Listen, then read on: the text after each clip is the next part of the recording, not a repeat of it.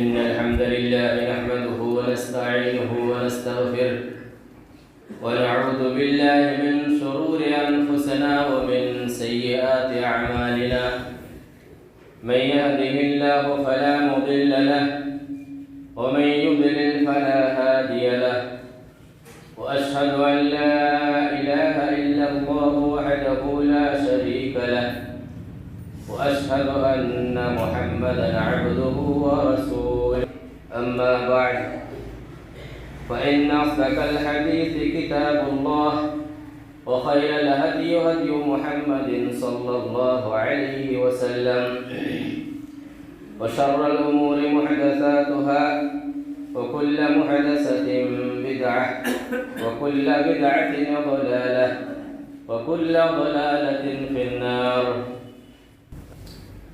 وقال تعالى إنك ميت وهم ميتون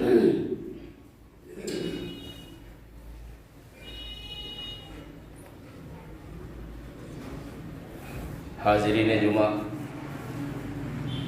اور میرے دینی و ملی بھائیوں،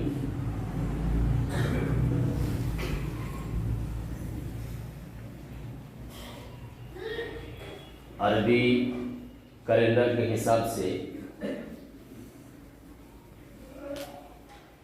موجودہ مہینہ سال کا تیسرا، اسلام کی ہسٹری میں اس مہینہ کی وقعت اور عظمت ہے۔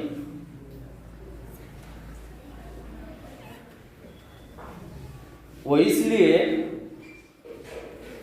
کہ آج ہم جس نبی کی امت ہیں، آج ہم جن کی بدولت اپنے آپ کو مسلمان کہتے ہیں، یہ انہی کا دین ہے۔ ان کی کتنی خصوصیات ہیں، ان کے کتنے اوصاف ہیں، یہ تو لمبی بات ہے اور آج کا موقع بھی نہیں ہے۔ ماہ ربیع الاول کی آج 12 تاریخ ہے۔ اس تاریخ کو لے کے غیر مسلمان تو دور کی بات، مسلمانوں کے اندر بھی اختلافات ہیں۔ ہم میں سے کچھ لوگ مسلمان ہیں، مسلمان کا دعویٰ بھی کرتے ہیں، ایماندار بھی ہیں، ایمان کا دعویٰ بھی کرتے ہیں، اور اس تاریخ کو لے کے،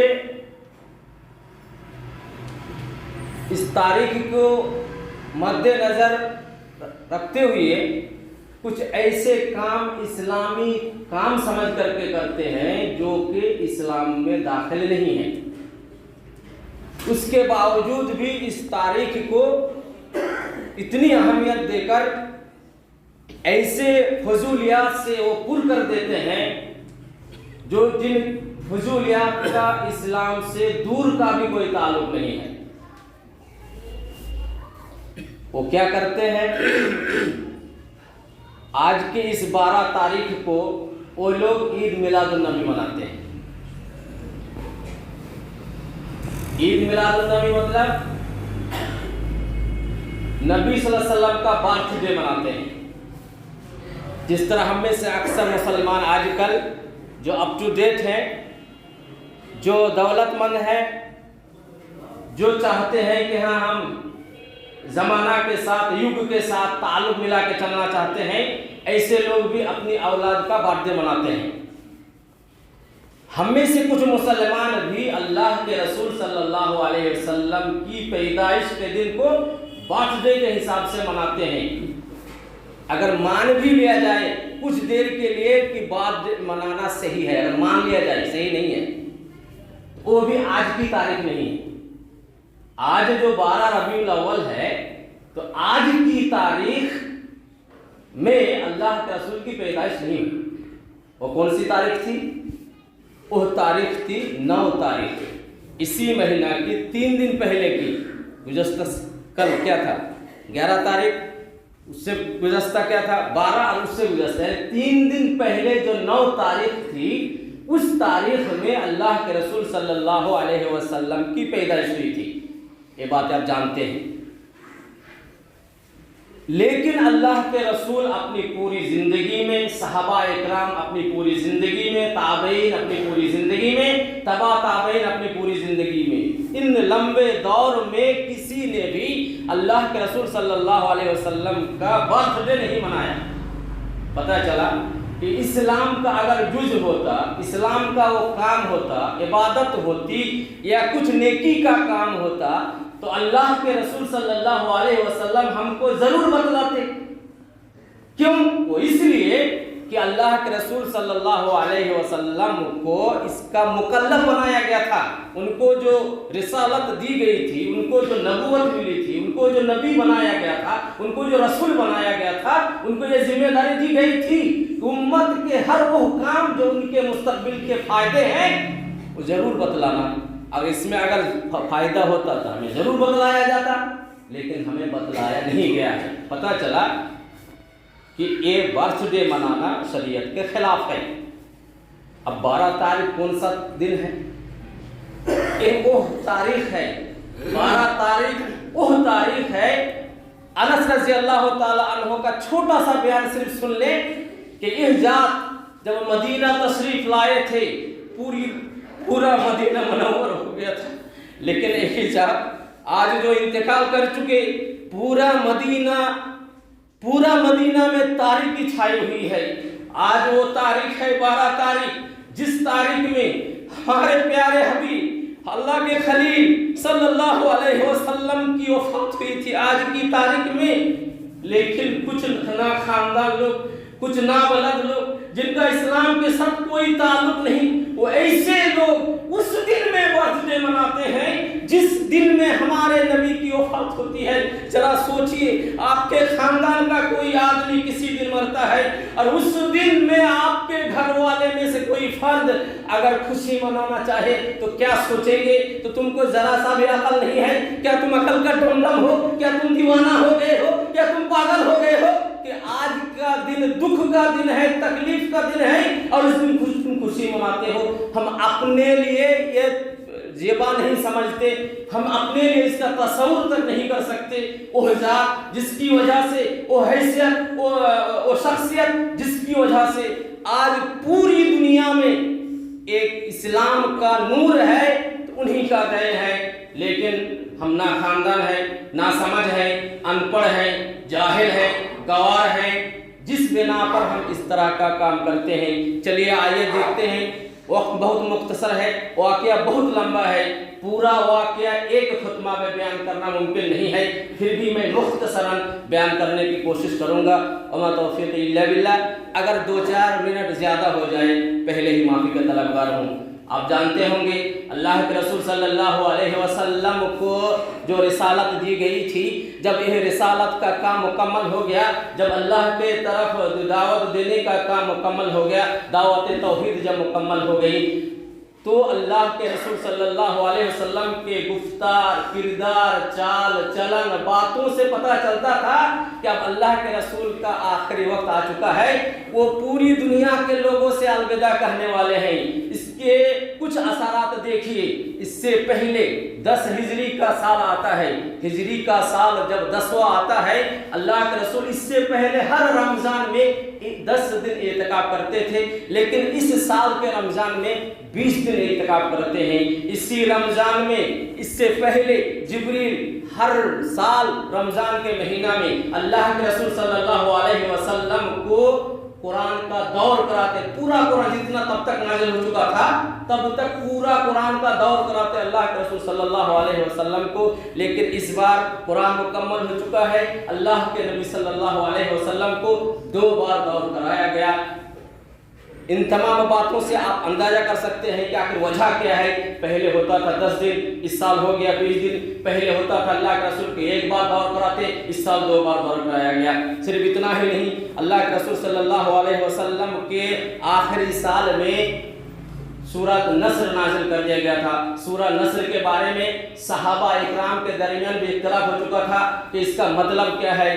جو صاحب علم تھے، بڑے بڑے صحابہ تھے، عمر رضی اللہ تعالیٰ عنہ تھے، جو حبر الامہ ابن عباس رضی اللہ تعالیٰ عنہ ہے، ان کے نزدیک ابوبکر رضی اللہ تعالیٰ عنہ بہت جو صحابہ کبار ہیں وہ سمجھتے تھے کہ اس کا مطلب ہے کہ اللہ کے رسول صلی اللہ علیہ وسلم کا آخری دن آنے والا ہے، ان کا کام مکمل ہو چکا ہے۔ آپ قرآن کی آیت پڑھتے ہیں، الیوم اکملت لکم دینکم واتممت علیکم نعمتی ورضیت لکم الاسلام دینا۔ اس آیت کے ذریعے بھی آپ جتنے حاضرین تھے، جتنے مسلمان تھے، جتنے صحابہ تھے، تمام صحابہ سمجھ چکے تھے کہ ایک دن ہمارے رسول ہم سے جانے والے ہیں۔ ایک عورت کا واقعہ سن لیجیے، اللہ کے رسول کے پاس ایک بوڑھی عورت آتی ہے، کچھ مسائل ان سے پوچھتے ہیں، اللہ کے رسول صلی اللہ علیہ وسلم ان سے کہتے ہیں کہ تم اگلے بعد میں آنا۔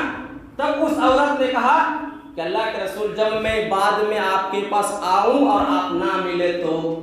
تب اللہ کے رسول نے کہا کہ ابو بکر سے مل لینا۔ پتا چلا کہ ان صحابیہ عورت کو بھی پتا تھا کہ ایک دن اللہ کے رسول ہم سے چلے جانے والے ہیں۔ یہ تمام اثرات تھے جن سے پتا چلتا تھا کہ اللہ کے رسول صلی اللہ علیہ وسلم کا کام مکمل ہو چکا ہے، ان کی رسالت کی تکمیل ہو چکی ہے۔ پھر بھی اللہ کے رسول صلی اللہ علیہ وسلم ایک دن بقیع الغرقد میں ایک جنازہ کے لیے تشریف لے جاتے ہیں۔ وہ 10 ہجری کا سال ختم ہو جاتا ہے، 11 ہجری کا سال شروع ہو جاتا ہے۔ 11 ہجری کے صفر مہینے کی 29 تاریخ کی بات ہے۔ 11 ہجری صفر مہینہ کی 29 تاریخ کو اللہ کے رسول جاتے ہیں بقیع الغرقد، جس کو ہم لوگ عام طور پر جنت البقیع کہتے ہیں، جو کہ صحیح نہیں ہے، صحیح یہی ہے بقیع الغرقد یا بقیع میں جاتے ہیں جنازہ میں۔ جنازہ سے لوٹتے وقت اللہ کے رسول کے سر پر درد شروع ہو جاتا ہے، درد سر شروع ہو جاتا ہے۔ درد سرد کی بنا پر اللہ کے رسول کے سر پر پٹی باندھی جاتی ہے۔ بدن میں اتنا بخار آتا ہے، اتنی حرارت آتی ہے کہ پٹی کے اوپر ہی سے وہ حرارت محسوس کی جاتی تھی، وہ گرمی محسوس کی جاتی تھی۔ اللہ کے رسول گھر آتے ہیں، گھر آنے کے بعد ان کی جو جتنی تیمارداری ہو سکتی ہے ہوتی ہے، پھر وہ دن ختم ہوتا ہے، پھر آ جاتا ہے کیا اس کے بعد والا دن، جو موت کے ہفتہ سمجھ لیجیے، اسی ہفتہ میں اللہ کے رسول کی موت ہونے والی ہے۔ ازواج مطہرات ہے، یعنی اللہ کے رسول صلی اللہ علیہ وسلم کی بیویاں ہیں، وہ بیویاں کے پاس اللہ کے رسول جب رہتی ہیں یہی پوچھتے ہیں اینا انا غدن، میں آئندہ کل کہاں رہوں گا، میں آئندہ کل کہاں رہوں گا۔ یہ اپنی بیویوں سے پوچھتے ہیں اللہ کے رسول۔ ان کی بیویاں سمجھدار ہیں، وہ سمجھ جاتی ہیں کہ اس کا مطلب کیا ہے، اللہ کے رسول صلی اللہ علیہ وسلم نے کہنا کیا چاہتے ہیں۔ ان کی بیوی نے کہا آپ کی جو مرضی ہے، آپ جن بیویوں میں سے جن کے پاس جب رہنا چاہتے ہیں آپ کو اختیار کر لیں، ہم تمام بخوشی اس کے لیے رضامند ہیں۔ اللہ کے رسول نے کہا ہم عائشہ رضی اللہ تعالی عنہا کے پاس رہنا چاہتے ہیں۔ اس کی بھی وجہ ہے، وہ بعد میں اختلاف کا وقت نہیں ہے۔ جب اللہ کے رسول نے رضامندی ظاہر کر دی کہ میں عائشہ رضی اللہ تعالی عنہا کے گھر حجرہ میں رہنا چاہتا ہوں، بدن اتنا کمزور ہو چکا ہے، شریر اتنا کمزور ہو چکا ہے کہ چل کے نہیں جا سکتے، تو صحابی کو بلایا جاتا ہے جو دونوں کے دونوں اللہ کے رسول کے چچا جاد بھائی بھی ہیں، ایک داماد بھی ہیں۔ ایک کا نام فضل ہے جو عباس رضی اللہ تعالی عنہما، یعنی فضل بن عباس رضی اللہ تعالی عنہما، عباس رضی اللہ تعالی عنہ کا بیٹا، اور دوسرا ہے ابو طالب کا بیٹا یعنی علی رضی اللہ تعالی عنہ۔ یہ دونوں اللہ کے رسول کو سہارا دیتے ہیں، دونوں کندھوں سے لے جاتے ہیں دوسری بیوی کے کمرہ سے عائشہ رضی اللہ تعالی عنہا کے کمرہ میں، لیکن پیر اٹھ نہیں رہا ہے، پیر گھسٹ رہا ہے زمین پر، اتنا بدن کمزور ہو چکا ہے کہ پیر اٹھ نہیں رہا ہے، پیر زمین پر گھسٹ رہا ہے۔ پھر بھی وہ وہاں پہنچ گئے۔ پہنچنے کے بعد اپنے بیوی کو وصیت کرتے ہیں، اپنے بیوی کو نصیحت کرتے ہیں، صحابہ کو بھی تو نصیحت کرتے ہی ہیں، بارہا نماز کی بات آگے آئے گی۔ جب اتنا ہو جاتا ہے، اللہ کے رسول صلی اللہ علیہ وسلم نے سوچا کہ اگر میں غسل کر لوں تو ہو سکتا ہے کہ میرے بدن میں کچھ تکلیف ہو جائے اور میں صحابہ کو وصیت کروں۔ اپنی تمام بیویوں کو بتلایا ایک کام کرو، 7 مسکیزے کا پانی، وہ مسکیزہ جس کا رات بھر اس کا منہ کھولا نہیں گیا ہو، کسی نے 7 کنواں کا بھی ترجمہ کیا ہے کہ 7 کنویں کا پانی میرے اوپر ڈالو، کسی نے ترجمہ کیا ہے کہ نہیں 7 مسکیزے، ایسے مسکیزے یا ایسا ٹھیلی جو کلسی کہتے ہیں ہم لوگ، ایسے کولسی جس کولسی کو رات بھر ڈھانکا ہوا ہو، اس کا پانی مجھ پر ڈالو. ایسا بیان کرتی ہیں. دوسرے صحابہ بیان کرتے ہیں کہ اللہ کے رسول صلی اللہ علیہ وسلم کو ایک ناند میں لگن، جس کو کہا ہے اردو میں، ہم لوگ ہماری زبان میں نیند کہہ لیجیے، جو سانی کھلاتے ہیں، چارہ کھلاتے ہیں بیلوں کو، وہ مان لیجیے اس میں اللہ کے رسول کو بیٹھا دیا گیا اور وہ پانی ڈالتے رہیں. وہ امہات المؤمنین جو ہم تمام لوگوں کی مائیں ہیں، اتنے پانی ڈالے کہ اللہ کے رسول نے کہا بس اب چھوڑ دو، اب کافی ہو گیا ہے. پانی ڈالنے کے بعد اللہ کے رسول کے بدن میں خفت آئی، وہ ہلکا محسوس کیا. پھر اللہ کے رسول مسجد تشریف لے گئی. مسجد تشریف لے جانے کے بعد سب سے پہلا کام جو تھا وہ کیا کہ دیکھو، اس سے پہلے جو انبیاء آئے تھے مجھ سے پہلے، اس انبیاء کے لوگوں نے، امت کے لوگوں نے جب بھی ان کے نبی کا انتقال ہوتا اور مسجد جو بنائی گئی، قبر بنایا گیا تھا، اس قبر میں وہ لوگ مسجد بنا لیتے. خصوصاً یہود و نصارہ. اللہ تعالیٰ یہود و نصارہ کو غارت کرے، اس پر اللہ کی مار ہو کہ جب بھی ان کے انبیاء کی وفات ہوتی تو ان کی قبر کو مسجد بنا لیتے. لہذا میرے صحابہ تم ایسا مت کرنا، میری قبر پہ مسجد مت بنا لینا، بت مت بنا لینا، اس کی پوجا مت کرنا. پھر اللہ کے رسول کیا کرتے ہیں،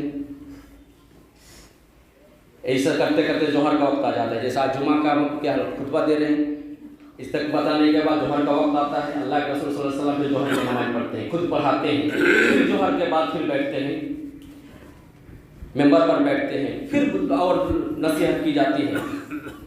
صرف اتنا ہی نہیں، پھر اللہ کے رسول ایک واقعہ سناتے ہیں کہ سنو، بالکل مختصر بتا رہا ہوں. ایک واقعہ سناتے ہیں کہ سنو، آج اللہ تعالیٰ نے ایک بندہ کو اختیار دیا کہ دنیا کی زیب و زینت، عیش و آرام کو یا تو قبول کر لو، جو چاہے اللہ سے مانگ لو، لے لو، اللہ دے دے گا، یا اس دنیا کے مقابلہ میں آخرت کے آرام کو، آخرت کی چیزوں کو ترجیح دے دو. اللہ کے رسول صحابہ کو سنا رہے ہیں کہ آج جانتے ہو اللہ تعالیٰ نے ایک بندہ کو اختیار دیا، کیا تو دنیا میں تم رہنا پسند کر لو یا دنیا کے بجائے آخرت کو تم اختیار کر لو. اتنا سننا ہی تھا. اللہ کے رسول نے کہا کہ اس بندہ نے آخرت کو ترجیح دے دی اور دنیا کو ٹھکرا دیا.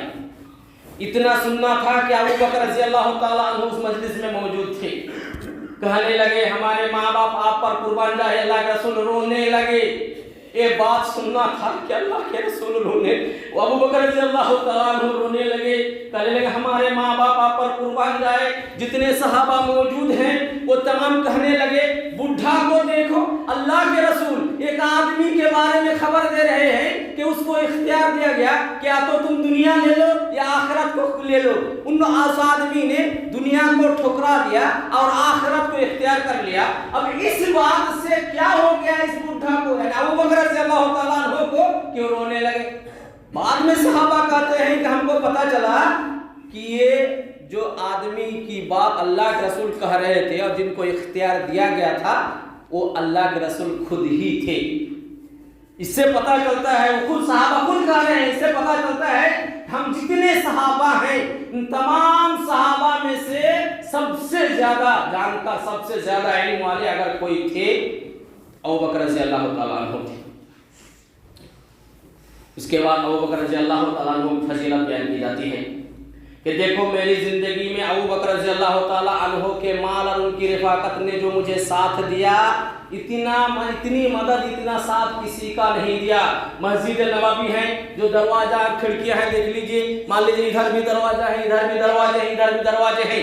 اللہ کے رسول نے کہا دیا میری وفات کے بعد کیا کرو گے، مسجد نبوی کے جتنے بھی دروازے ہیں تمام دروازے کو بند کر دینا سوائے ابو بکر رضی اللہ تعالیٰ عنہ کے دروازہ کے. صرف ان کا دروازہ کھلا رہے گا، باقی کسی کا دروازہ کھلا نہیں رہے گا، تمام دروازے بند کر دیے جائیں گے. مختصر یہ ہے کہ اتنا تو ہو گیا. پھر لیکن اللہ کے رسول صلی اللہ علیہ وسلم کی طبیعت دن بدن بڑھتی جا رہی تھی. اچانک یہ ہوا کہ اللہ کے رسول نے سوچا کہ ایک کام کرو، ہم کچھ اور مزید صحابہ کو نصیحت کرنا چاہتے ہیں. ایک دن کا وقت آیا کہ اللہ کے رسول صلی اللہ علیہ وسلم، جو موت کے 2 دن پہلے کی بات ہے، یعنی سوموار کو ان کا انتقال ہوتا ہے، تو یہ इतवार एक दिन बाद की बात है, इतवार की दिन की बात है कि अल्लाह के रसूल सल्लल्लाहु अलैहि वसल्लम घर में बैठे हैं, सहाबा इशा की नमाज में इंतजार कर रहे हैं।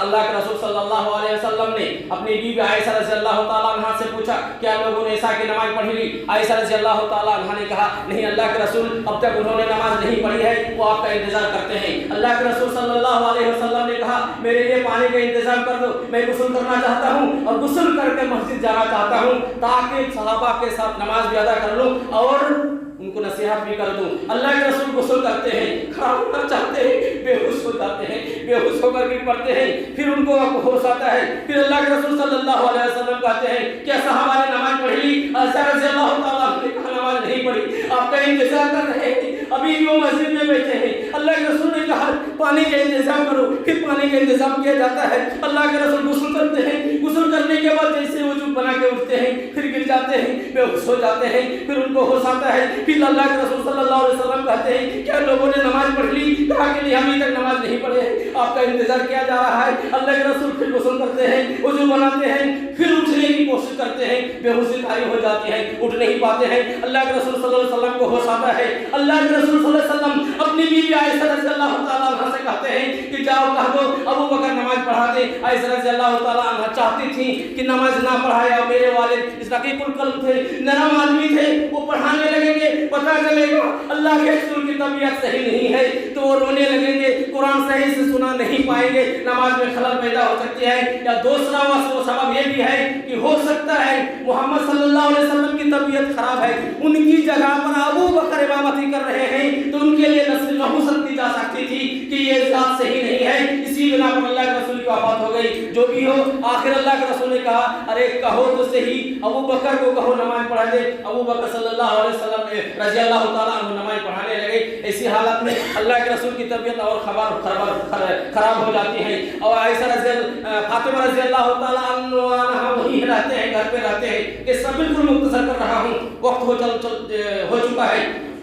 आए फातिमा रज़ी अल्लाह ताला अन्हा कहते हैं, या करबा अबा व करबा अबा, हाय मेरे अब्बा की तकलीफ, हाय मेरे अब्बा जान की तकलीफ। अल्लाह के रसूल सल्लल्लाहु अलैहि वसल्लम ये बात सुनकर कहते हैं, आज के बाद तुम्हारे अब्बू को कोई तकलीफ नहीं होगी। अल्लाह के रसूल सल्लल्लाहु अलैहि वसल्लम आखिरी दिन में, जिस दिन उनकी वफात होनी है, अल्लाह के रसूल अपने जिस्म में कुछ खिफत महसूस करते हैं, कुछ उनको हल्कापन महसूस होता है। आयशा रज़ी अल्लाह ताला अन्हा का रूम है, उस दरवाजा रखे हुए हैं, पर्दा लटके हुए हैं, पर्दा उठा के देखते हैं, सहाबा इकराम नमाज पढ़ रहे हैं, अबू बकर रज़ी अल्लाह ताला अन्हु नमाज पढ़ रहे हैं, फजर की नमाज है।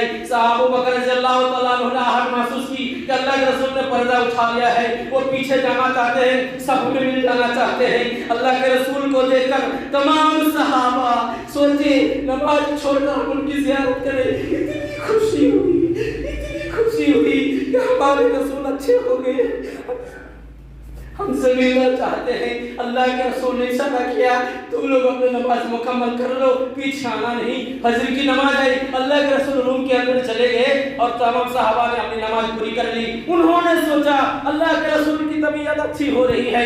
अबू बकर रज़ी अल्लाह ताला अन्हु फजर की नमाज पढ़ के, उनका एक दूसरा घर है मदीना का आलिया में, थोड़े दूर में, वो वहाँ चले जाते हैं। सहाबा तमाम अपने अपने घर चले जाते हैं। चाँद का वक्त आता है, अल्लाह के रसूल सल्लल्लाहु अलैहि वसल्लम अपने बेटी को बुलाते हैं, फुसफुसाते हैं, कान में एक बात कहते हैं, फातिमा रज़ी अल्लाह ताला अन्हा रोने लगती है। फिर दूसरी बात कहते हैं, जब देखा मेरी बेटी का चेहरा में गम से बिल्कुल भर चुका है, अल्लाह के रसूल सल्लल्लाहु अलैहि वसल्लम ने दूसरी बात कही पर मुस्कुराने लगे। आयशा रज़ी अल्लाह ताला अन्हा ने पूछा, बेटी बताओ तो तुम्हें कौन सी बात कह दी कि जब पहली बात कही गई तुम रोने लगी, जब दूसरी बात कही गई तो तुम मुस्कुराने लगी? उन्होंने कहा, जब तक अल्लाह के रसूल जिंदा है उनके राज को बेजाहिर नहीं करने वाली। जब उनका इंतकाल हो जाता है, चाँद का वक्त है, उनका इंतकाल हो जाता है, उनके इंतकाल के बाद आयशा फातिमा रज़ी अल्लाह ताला अन्हा का एक तो बात मैं नकल करूंगा जो मैंने पहली बताया रज़ी अल्लाह ताला अन्हु की। उन्होंने कहा, ये वो जात है मोहम्मद सल्लल्लाहु अलैहि वसल्लम जब मदीना आए थे, जब उनका कदम मुबारक मदीना पर पड़ा था, पूरा मदीना और उसके इर्द गिर्द रोशन हो चुका था। लेकिन आज वो जात है जिसके लिए تو آج پوری دنیا میں اسلام کا نور پھیلنے والا ہے اور پھیل چکا ہے۔ وہ جب اس دنیا سے جا چکے تو پورا مدینہ اندھیرا ہو گیا۔ فاطمہ رضی اللہ تعالیٰ عنہ کی بات سن لیجیے، وہ کہتے ہیں یا ابتا اجاب ربا دعا، یا ابتا اجاب ربا دعا، یا ابتا من جنت الفردوس یا ابتا الہ جبریل نعنا۔ اے میرے ابا جان، آپ تو اللہ کے رسول کی دعوت کا جواب دے دیا، اللہ کے رسول نے آپ کو پکار لیا، ان پکار پر آپ نے تو لبیک کہہ دیا، جن کا ٹھکانہ جنت ہے، اور میں اس کی بات کہاں کس کو سنانے جاؤں گی؟ اسی لیے میں جبریل علیہ السلام کو شکایت کرتی ہوں، یہ میں بتاتی ہوں کہ میرے ابا جان دنیا کے حبیب اس دنیا سے روانہ ہو گئے۔ جب صحابہ کو پتہ چلتا ہے اللہ کے رسول صلی اللہ علیہ وسلم کی وفات ہو گئی ہے، عمر رضی اللہ تعالیٰ عنہ سمجھتے ہیں کہ یہ لوگ منافقین ہیں، جو کہتے ہیں محمد صلی اللہ علیہ وسلم کی وفات ہو چکی ہے، یہ منافقین ہیں۔ وہ کھڑے ہو جاتے ہیں، وہ کہتے ہیں اللہ کے رسول کبھی مر ہی نہیں سکتے۔ جانتے ہو جس طرح عیسیٰ علیہ السلام کو آسمان میں اٹھایا گیا ہے، پھر دنیا میں آنے والے ہیں، لوگ سمجھتے تھے کہ وہ مر چکے ہیں لیکن وہ زندہ ہیں، اسی طرح ہمارے نبی بھی زندہ ہیں، مرے نہیں ہیں۔ اور یہ بھی جان لو کہ جب اللہ کے رسول آئیں گے تو جو یہودی ہیں ان کے ہاتھ پیر کاٹیں گے۔ یہ بات تمام صحابی کے سامنے بتا رہے ہیں، ہر کوئی پشو پل میں ہے کہ آخر معاملہ کیا ہے، یہ صحیح مانا کہ اللہ کے رسول مر چکے ہیں نہ وہ زندہ ہے۔ ابو بکر کو خبر ہوتی ہے، وہ اپنے گھر سے تشریف لاتے ہیں، مسجد نبوی میں داخل ہوتے ہیں، ڈائریکٹ عائشہ رضی اللہ تعالیٰ عنہ کے حجرہ میں جاتے ہیں، کسی سے بات نہیں کرتے۔ جب دیکھتے ہیں اللہ کے رسول کو چادر میں ڈھانپ دیا گیا ہے، چادر اٹھاتے ہیں، وہ ان کو چومتے ہیں، دو آنکھوں کے درمیان پسینہ میں چومتے ہیں، اور ان کو کہا جاتا ہے کہ آپ کو دوبارہ موت نہیں آئے گی، جو موت آپ کی تقدیر میں لکھ دی جا چکی ہے وہ آ چکی ہے۔ وہ باہر آتے ہیں، معاملات دیکھتے ہیں، صحابہ پشو پن میں ہیں۔ عمر رضی اللہ تعالیٰ عنہ قسم کھا کے کہتے ہیں کہ کبھی ہو ہی نہیں سکتا کہ اللہ کے رسول کی وفات ہو چکی ہے۔ ابو بکر رضی اللہ تعالیٰ عنہ آئے، انہوں نے کہا یا حالف الرسل علی حالف، اے قسم کھانے والے تم چپ ہو جاؤ۔ یعنی عمر کو کہتے ہیں عمر بیٹھ جا، عمر بیٹھ جا، عمر بیٹھنے میں راضی نہیں ہوتے۔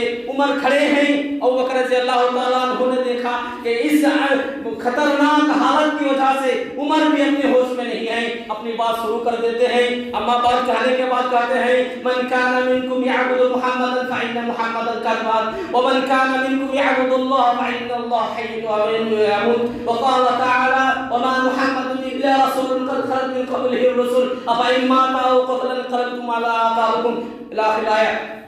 ابو بکر رضی اللہ تعالیٰ عنہ نے کہا اے سنو، اے صحابہ کی جماعت سن لو، تم میں سے جو محمد کی عبادت کر رہا تھا سن لو، محمد کی وفات ہو چکی ہے، لیکن تم میں سے جو لوگ اللہ کی عبادت کرتا تھا، اللہ ہے لا يموت ہے، وہ کبھی مرنے والے نہیں ہیں۔ اور میں نے یہ بات کیوں کہی سن لو، اللہ تعالیٰ نے قرآن کریم کے اندر فرما دیا ہے وما محمد الا رسول، محمد صرف ایک رسول ہے، قد خلت من قبله الرسل، اس سے پہلے جتنے انبیاء آئے ہیں، ان سے پہلے جتنے رسول آئے ہیں تمام مر چکے ہیں، محمد بھی کیوں نہیں مریں گے؟ اس کے بعد مر چکے ہیں خبر پا کر اگر تم میں سے کوئی اسلام سے پھر جاتا ہے تو سن لو، اسلام چھوڑ کر تم اللہ کا کچھ بھی نقصان نہیں کر سکتے، تم اللہ کا ایک بال بھی بیکار نہیں کر سکتے، اور جو راضی ہوگا، جو خوش ہوگا، اس کو فیصلے پر جو راضی ہوگا اللہ اس کو بہترین بدلا دے گا۔ یہ آیت سن لینے کے بعد تمام صحابہ، خود عمر رضی اللہ تعالیٰ عنہ کہتے ہیں کہ اللہ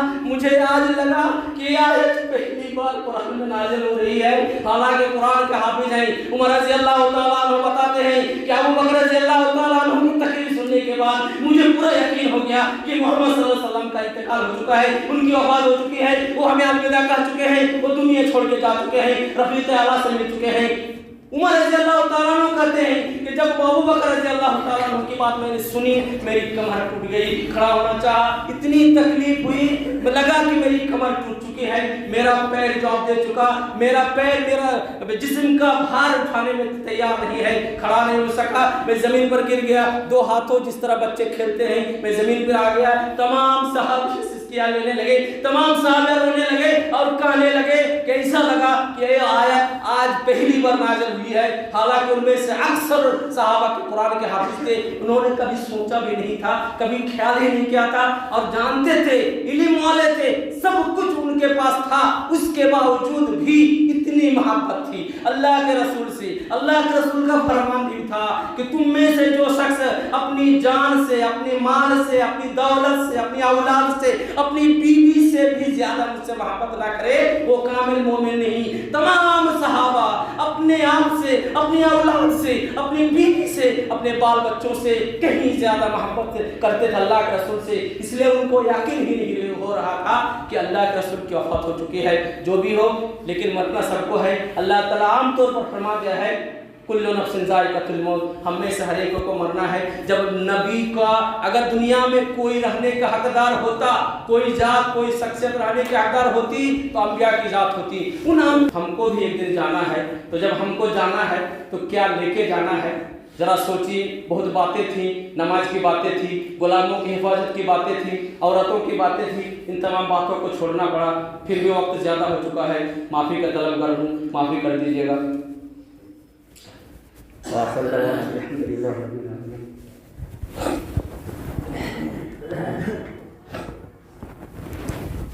ان الحمد للہ کفا وسلام علی عباده الذین اصطفى، اما بعد اللہ وملائکته یصلون علی النبی یا ایھا الذین آمنوا صلوا علیہ وسلموا تسلیما۔ اللهم صل على محمد وعلى آل محمد كما صليت على إبراهيم وعلى آل إبراهيم إنك حميد مجيد۔